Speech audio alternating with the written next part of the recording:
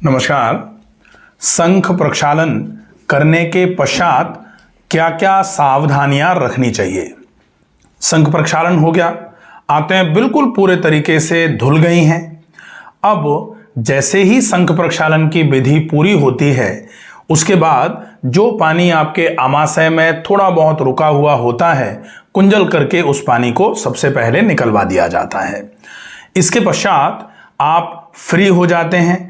आपकी आंतें पूरे तरीके से खाली हो गई हैं। आप बार बार मोशन गए थे, थोड़ी थकान का आभास हो सकता है, इसलिए लगभग घंटे भर के लिए आप सीधे लेट करके सुपाइन सीरीज में लेट करके विश्राम करेंगे।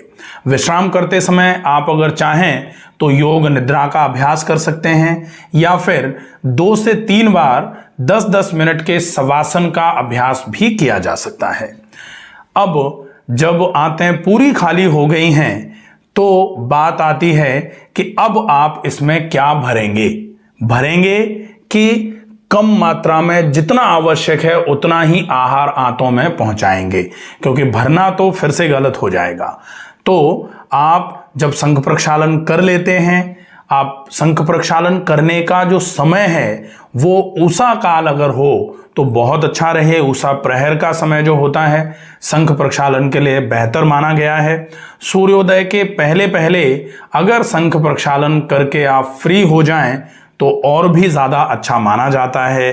बाकी अगर आप 7 बजे, सवा 7 बजे के आसपास तक भी फ्री हो जाते हैं तो भी कोई ख़ास नुकसान नहीं है।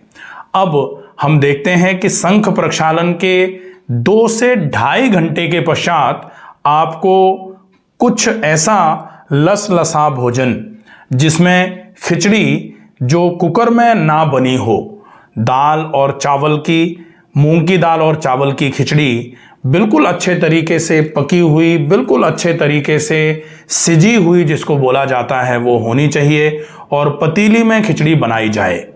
इसके बाद आप इस खिचड़ी में शुद्ध घी, अगर घी गाय का होगा तो और भी ज़्यादा लाभदायक होगा, क्योंकि गाय का घी पचने में हल्का होता है।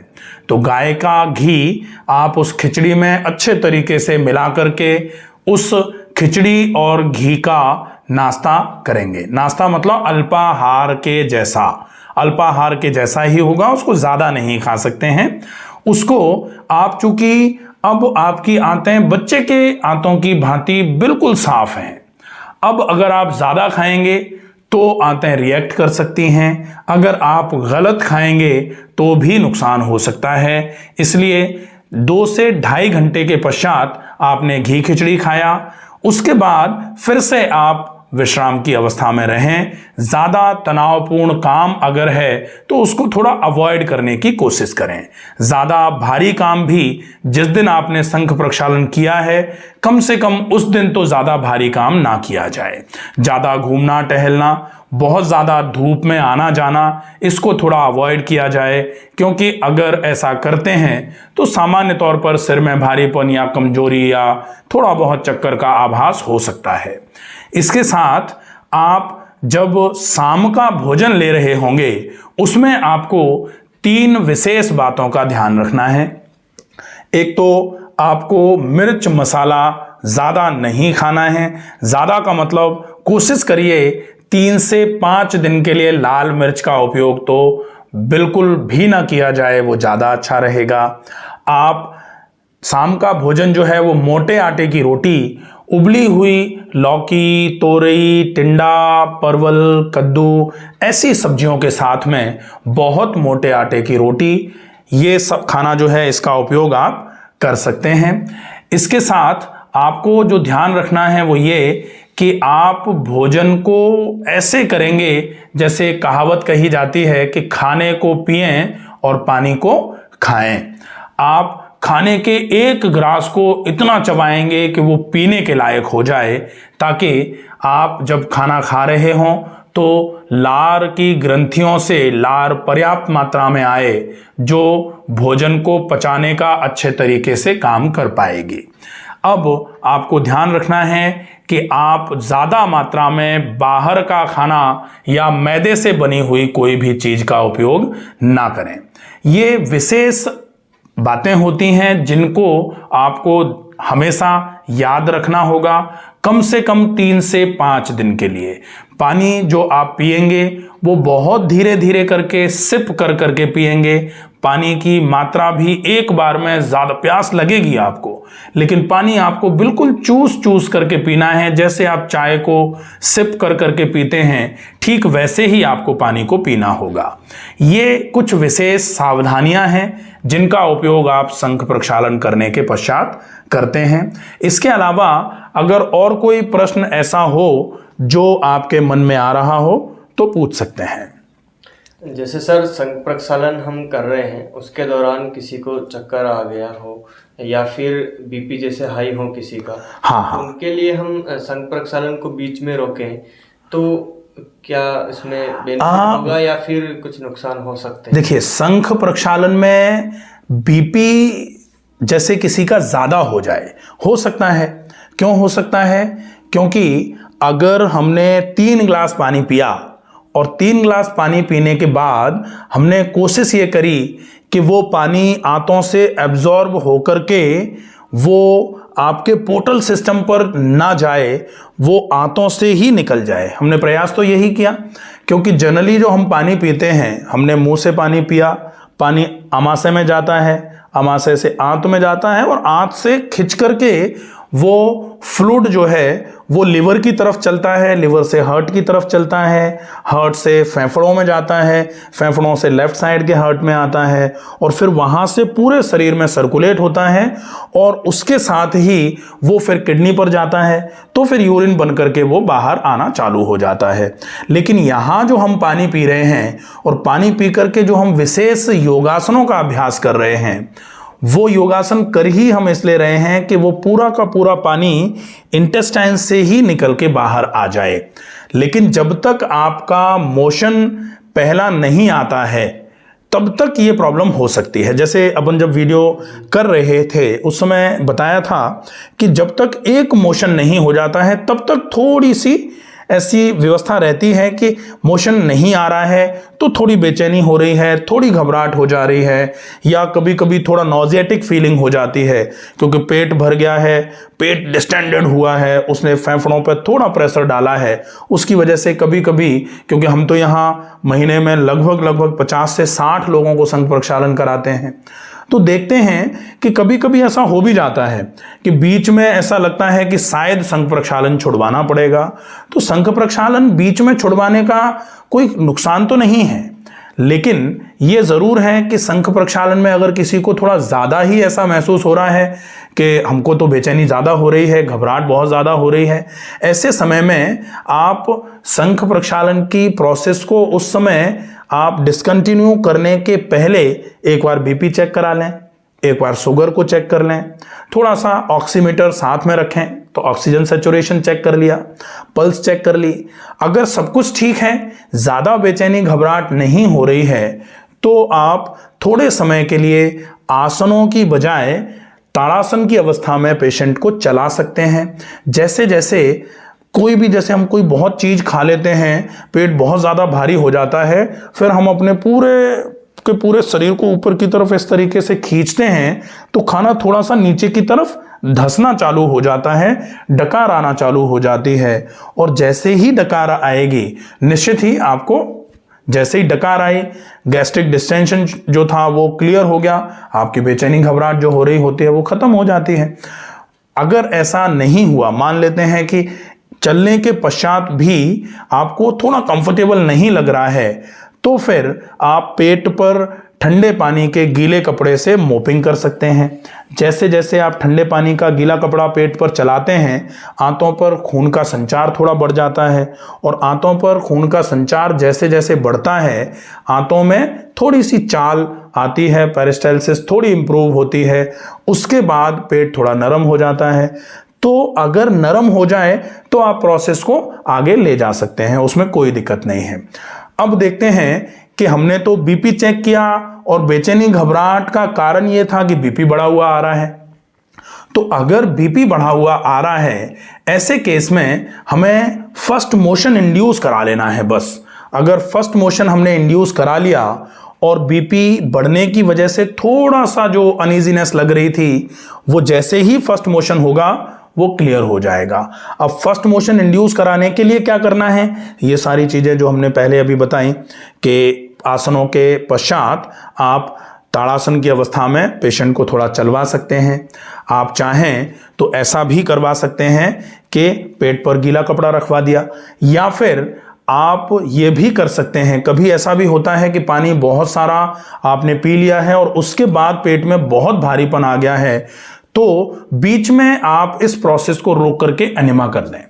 एनिमा में क्या करेंगे, आप 300 से 400 450 ml पानी एनस में डालेंगे और उसके बाद जो एनस में जैसे ही पानी जाएगा, तो एनिमा तो होता ही गैस्ट्रोकोलिक रिफ्लेक्स का इंडक्शन है, तो जैसे ही गैस्ट्रोकोलिक रिफ्लेक्स का इंडक्शन होगा, पानी जो आपके आमाशय में या थोड़ा बहुत आंत में पहुंचा था वो निकलना चालू हो जाएगा।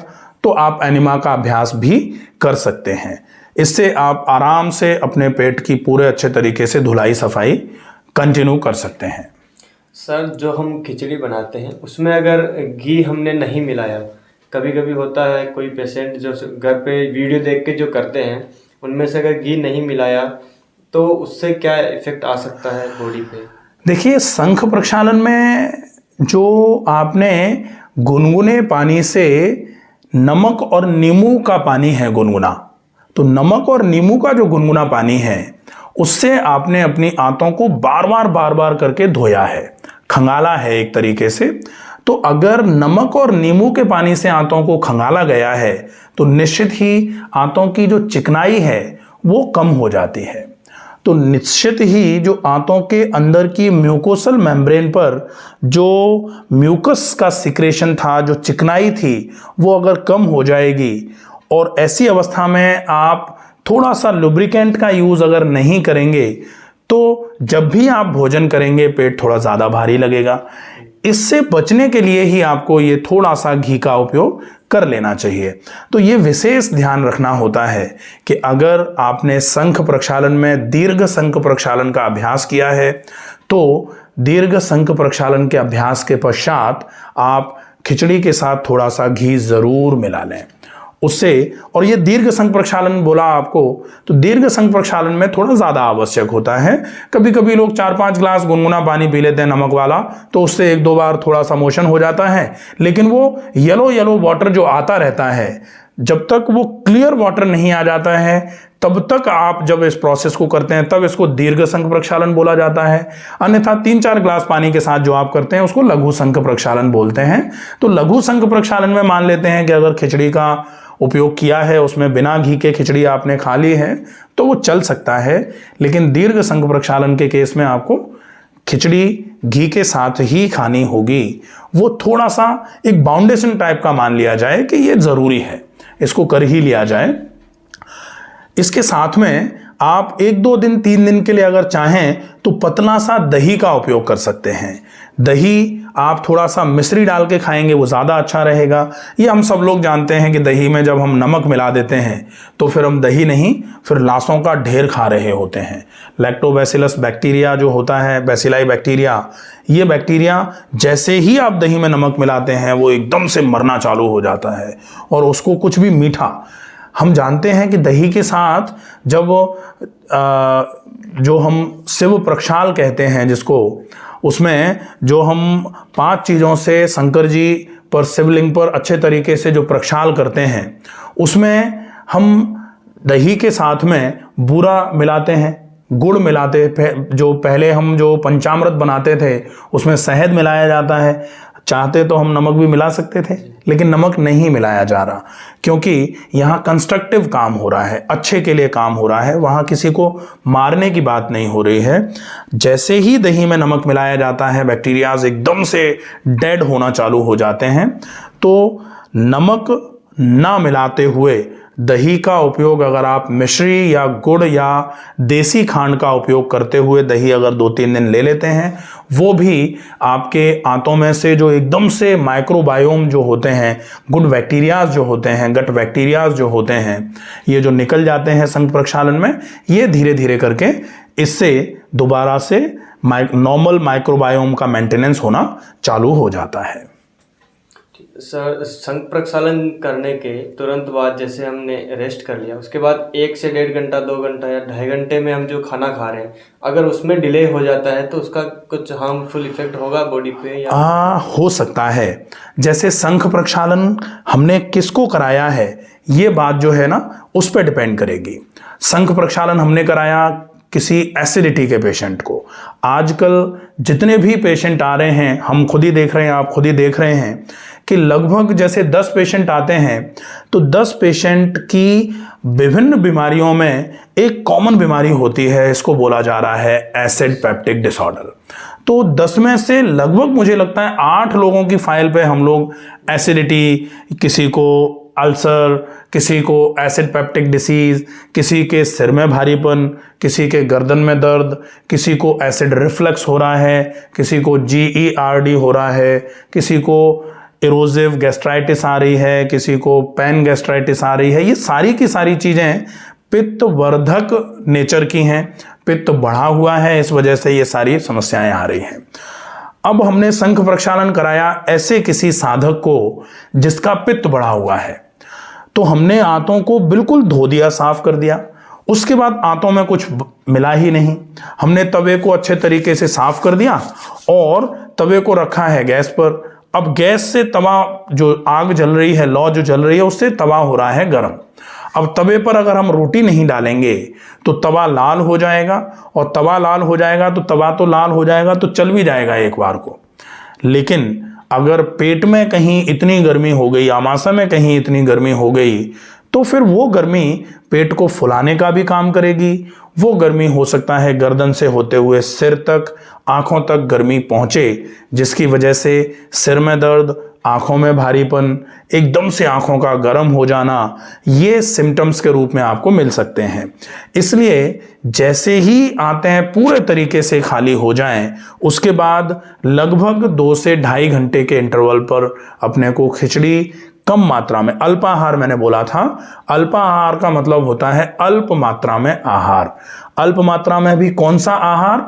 जो आंतों के लिए बड़ा सूटेबल है, और खिचड़ी आंतों के लिए बहुत सूटेबल होती है। उसको भी हमने कैसे बोला था? उसको ऐसे चबा के खाया जाए कि हम खिचड़ी नहीं खा रहे, हम तो खिचड़ी का एक तरीके से जैसे सूप बना देते हैं ना, तो वो सूप हमको मिक्सी में नहीं बनाना है खिचड़ी का। जैसे खिचड़ी बनाई और मिक्सी के जार में चला करके बिल्कुल लिक्विड कर दिया उसको, वहाँ मिक्सी की बजाय हमको दांतों से वो काम करवाना है। दांतों से जब पीसा जाएगा तो एक तो खिचड़ी पिसेगी, दूसरा जितना हम मुंह चलाएंगे उतना हमारी सलाइवरी ग्लैंड्स भी एक्टिव होती हैं। सलाइवेशन जितना ज़्यादा होगा उतना ज़्यादा हमारा डाइजेस्टिव ट्रैक्ट सूदन रहेगा, ठंडा रहेगा, पेट नरम रहेगा, फूलेगा नहीं, तो ये हमारे लिए और ज़्यादा बेहतर माना जाएगा।